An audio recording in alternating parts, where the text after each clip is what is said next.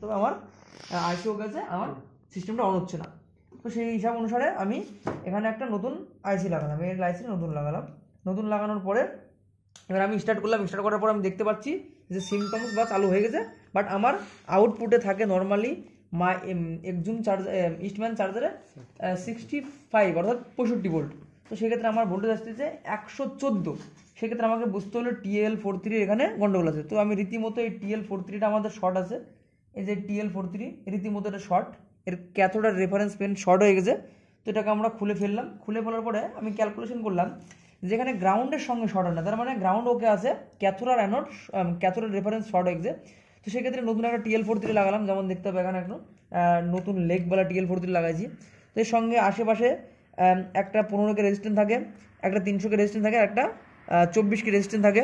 এখানে এই রিলের এই প্রান্ত থেকে মানে ইনপুট ভোল্টেজ থেকে একটা ট্র্যাক টেনে 24K রেজিস্ট্যান্স থেকে তারপরে 300K রেজিস্ট্যান্স হয়ে তারপরে একটা ভোল্টেজ ডিভাইডার 15K করে তারপরে এটা পাঠিয়েছে রেফারেন্স পিনে। তো রেফারেন্স পিনের ভোল্টেজটা ওকে করার পরেও এখানে রেফারেন্স পিনে 1.6 ভোল্ট আসছিল, যে কারণে আউটপুটে হাই ভোল্টেজ হচ্ছিল। তো সেক্ষেত্রে আমরা একটা নতুন অটো কাপড় লাগালাম, কারণ অটো কাপড়টা খারাপ, এই অটো কাপড়টা যে পাল্টিয়েছি আমরা সেই অটো কাপড়টা খারাপ আছে, যে কারণে আমরা অটো কাপড়টা চেঞ্জ করলাম।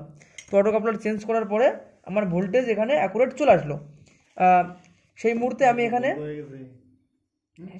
তাও আমি দেখলাম অটো কাপলার আসার পরে আমার এই রেফারেন্স পিনে 2.5 ভোল্ট হচ্ছে, যে কারণে আমার ভোল্টেজটা আউটপুটে 51 ভোল্টেজ হচ্ছিল।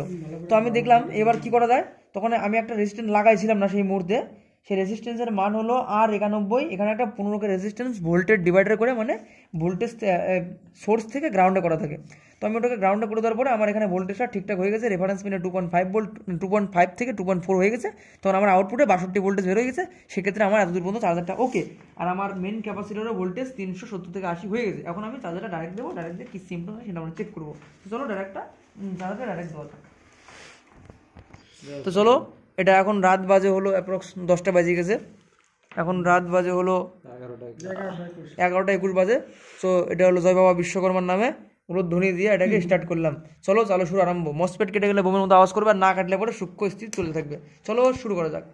তো আমাদের কপাল ভালো আর বাবা বিশ্বকর্মার আশীর্বাদে আমাদের অ্যাম্পিয়ার 18 অ্যাম্পিয়ারের জায়গায় তাড়াতাড়ি অ্যাম্পিয়ার উঠতেছে আর এসে ধোঁয়া বেরোচ্ছে। তো এই মুহূর্তে আমাদের এই শান্ট সরিয়ে যে হিট হচ্ছে কেন, এবার আমরা অপেক্ষা করব মসপেট ফাটা পর্যন্ত। চলো অপেক্ষা করি, মসপেট ফাটে গেলে পরে আমরা খুশি হব, আর না ফাটলে পরে দুঃখিত হব।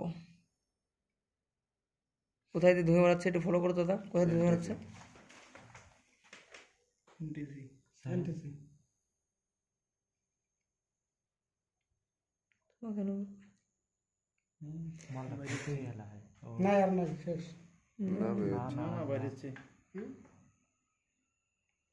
নিচেরটা মনে হয় ফেটা না বেরিয়েছে, এই তো উপরে দেখা যায়, লাইটই দেখো।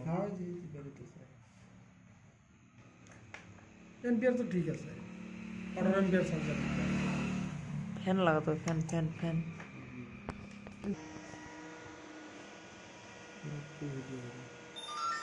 নিচে না